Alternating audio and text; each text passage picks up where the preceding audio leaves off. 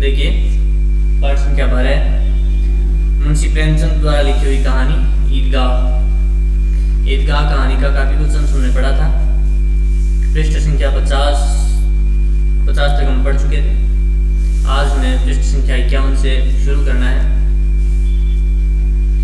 पिछले भाग में हमने देखा था कि हामिद, मोहसिन और उसके साथी जो भी हैं आपस में बातें कर रहे थे, और बाद में जब शहर में पहुंच गए तो शहर में उन्होंने जो जो देखा उनके बारे में उनकी बातें हुई। फिर बाल मनोविज्ञान से संबंधित भी बहुत सी बातें आई, जिसमें हामिद ने कहा कि 50 रुपये तो 100 से कम होते होंगे, 100 रुपये तो 50 रुपये से कम होते होंगे, ज़्यादा होते होंगे। फिर वो मोहसिन बताता है नहीं, 50 रुपये एक थैली में आ जाते हैं और 100 रुपये तो 2 थैली में भी ना आए। मतलब वे आपस में इस तरह से बात कर रहे थे। अब बस्ती घनी होने लगी थी, ईदगाह जाने वालों की टोलियां भी नजर आने लगी थी। आगे वे शहर में गए तो शहर में सब कुछ उनका नया था, सब कुछ उनके लिए नया था, कुछ भी उनका पहले देखा हुआ नहीं, और इस वजह से सब जिधर भी देखते ताकते रह जाते। और इसी बीच हामिद भी एक बार तो गाड़ी के नीचे आते आते बचा। सहसा ईदगाह नजर आया। सहसा, सहसा का मतलब होता है अचानक, एकाएक, अचानक। सहसा ईदगाह नजर आया। ईदगाह जहाँ ईद की नमाज अदा करने के लिए इकट्ठे होंगे सब, नजर आया। ऊपर इमली के घने वृक्षों की छाया, और वह जगह वहां ऊपर इमली के घने वृक्षों की छाया, नीचे पक्का फर्श बना हुआ था। फर्श, आंगन।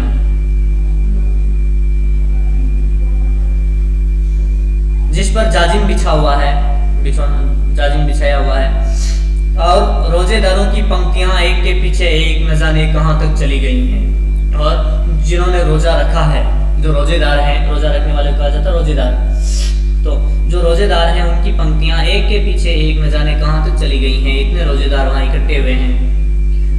पक्की जगत के नीचे तक, जहां जाजिम भी नहीं है, और जो फर्श पक्का फर्श है उसके नीचे तक भी जहां जाजिम भी नहीं बिछी हुई है, ऐसी जगह तक वह पंक्तियां पहुंच गई हैं। आसपास के गांव से इतने लोग वहां पर ईदगाह के लिए ईदगाह पर इकट्ठे हुए हैं। नए आने वाले आकर पीछे की कतार में खड़े हो जाते हैं, और जो भी उनके बाद नए आते हैं वे नए आने वाले, बाद में आने वाले सारे के सारे लोग कतार में पीछे लग जाते हैं। आगे जगह नहीं है। यहाँ कोई धन और पद नहीं देखता, वहाँ कोई वीआईपी नहीं है, कोई धन और पद नहीं देखता। ऐसा नहीं कोई पेशे वाला है तो बाद में आया है तो भी आगे जाके कतार में लग जाए, नहीं। जो जितना बाद में आया है, जहाँ पर लाइन कतार का अंतिम छोर है, वहीं उसके बाद में लग जाता है। वहाँ कोई धन और पद नहीं देखता। इस्लाम की निगाह में सब बराबर है। इन ग्रामीणों ने भी वजू किया और पिछली पंक्ति में खड़े हो गए। इन ग्रामीणों ने भी वजू किया। वजू का मतलब होता है नमाज अदा करने से पहले अपने आप को स्वच्छ करना, हाथ पैर धोना, वजू।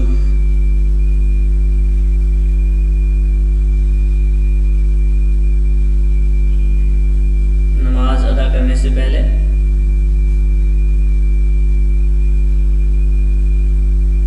हाथ पैर मुंह धोना।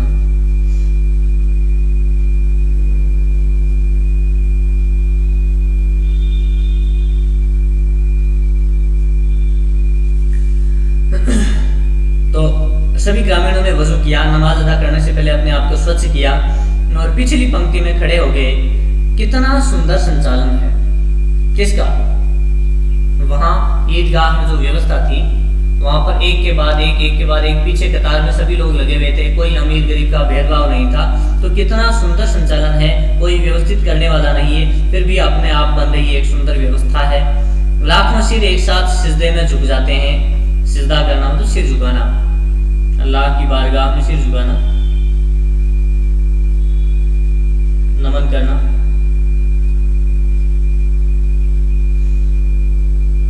तो लाखों सिर एक साथ सिजदे में झुक जाते हैं। फिर सब के सब एक साथ खड़े हो जाते हैं, एक साथ झुकते हैं और एक साथ घुटनों के बल बैठ जाते हैं। ये नमाज अदा करने की उस समय की सारी क्रियाएं। कई बार यही क्रिया होती है जैसे बिजली की लाखों बत्तियां एक साथ प्रदीप्त हों और एक साथ बुझ जाएं, और यही क्रम चलता रहा। जब तक वे नमाज अदा करते हैं तब तक उनकी बैठने की, झुकने की वापस जो क्रियाएं हैं उनके लिए लिखा जैसे बिजली की लाखों बत्तियां एक साथ प्रदीप्त हों, जिस तरह से बिजली की बत्तियां लगी हुई हैं, लाखों बत्तियां लगी हुई हैं, वह एक साथ रोशनी उनमें आती है और एक साथ वापस बुझ जाए, इसी क्रम में वह नीचे झुकना, वापस बैठे रहना, इस तरह से उनकी जो क्रियाएं थी उसका क्रम चलता रहा काफी देर तक। कितना अपूर्व दृश्य था, और उन बच्चों के लिए, सबके लिए कितना अपूर्व दृश्य था, मतलब जो पहले देखा नहीं कभी, ऐसा एक दृश्य था जिसकी सामूहिक क्रियाएं, विस्तार और अनंतता हृदय को श्रद्धा, गर्व और आत्मानंद से भर देती थी। मानो भ्रातृत्व का एक सूत्र इन समस्त आत्माओं को एक लड़ी में पिरोए हुए हैं। भ्रातृत्व का मतलब था भाईचारा, भ्रातृत्व,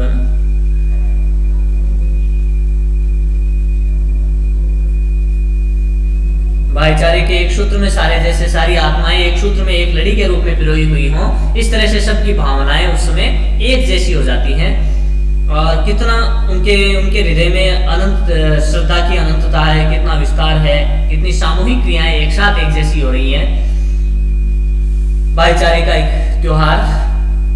अब देखिए अगला दृश्य, यह पहला दृश्य था, अगला दृश्य देखते हैं। अब नमाज खत्म हो गई है, लोग आपस में गले मिल रहे हैं।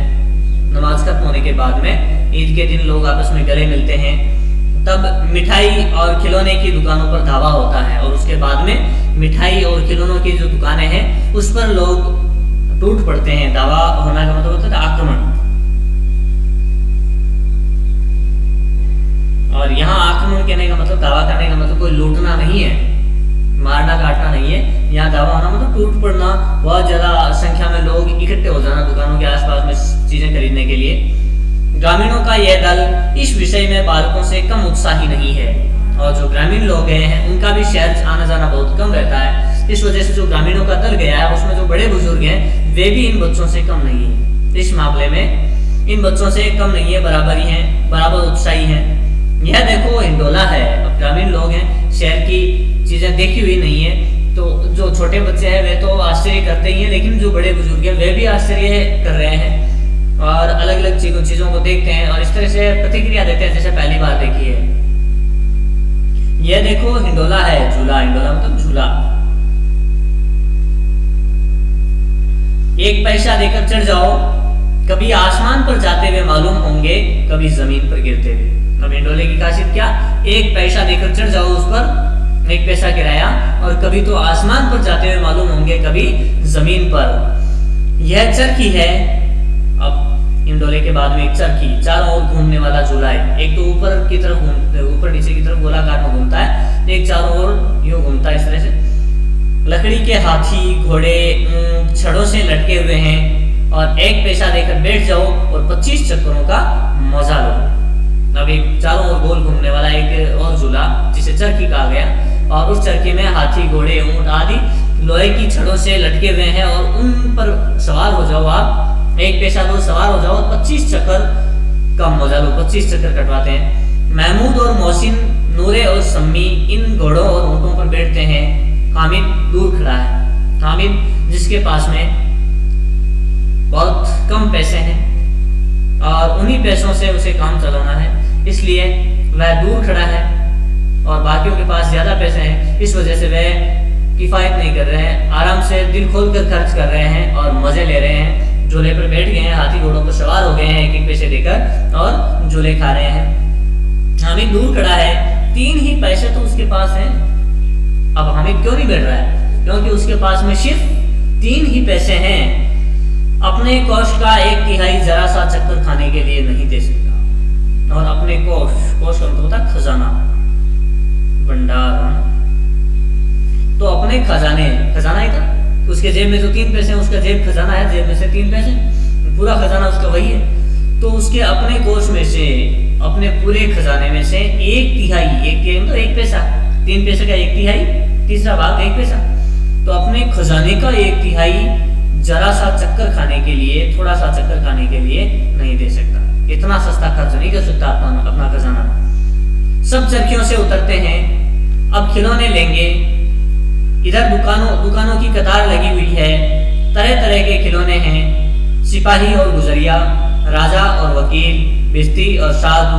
वाह कितने सुंदर खिलौने हैं। अब देखिए सारे लोग चक्की से उतर जाते हैं, हालांकि मन हामिद का भी करता है कि वह झूले खाए, लेकिन उसके पास में सिर्फ और सिर्फ 3 पैसे हैं और वह 3 पैसों की, इन पैसों की इतने बड़े खजाने की कदर जानता है, इस वजह से वह झूले नहीं खाता। अब सारे लोग खिलौनों की दुकानों की तरफ गए हैं। वहाँ सिपाही, गुजरिया, राजा, वकील, बिस्ती, साधु, इन सब की मूर्तियां सी पड़ी हैं बनी हुई, सुंदर खिलौने हैं और ऐसा लगता है जैसे आप बोलना ही चाहते हैं, ऐसा जैसे कि अभी बोल पड़ेंगे, इतने सजीव से लगने वाले खिलौने हैं। महमूद सिपाही लेता है, खाकी वर्दी और लाल पगड़ी वाला सिपाही लेता है। सिपाही भी कैसा है? खाकी वर्दी धारण करते हैं सिपाही, खाकी वर्दी धारण की हुई है, पोशाक है उनकी, वर्दी में पोशाक। और लाल पगड़ी वाला है, सिर पर लाल पगड़ी धारण की हुई है, कंधे पर बंदूक रखे हुए हैं और मालूम होता है अभी कवायद किए चला आ रहा है, कवायद परेड। तो अभी परेड करके ही जैसे आ रहा हो, गश्त लगा के आ रहा हो, गश्त में इस तरह से लग रहा है, मतलब कंधे पर बंदूक धारण की हुई, सिर पर लाल पगड़ी। मोहसिन को बिस्ती पसंद आया। अब अलग अलग बच्चों की अलग अलग पसंद। महमूद ने सिपाही खरीदा, मोहसिन को बिस्ती पसंद आया। बिस्ती पानी भरने का कार्य करता है, मशक द्वारा, चमड़े से बनी हुई मशक, और उस मशक द्वारा सबके घरों में पानी पहुंचाने का कार्य करता है बिस्ती, पानी भरने वाला।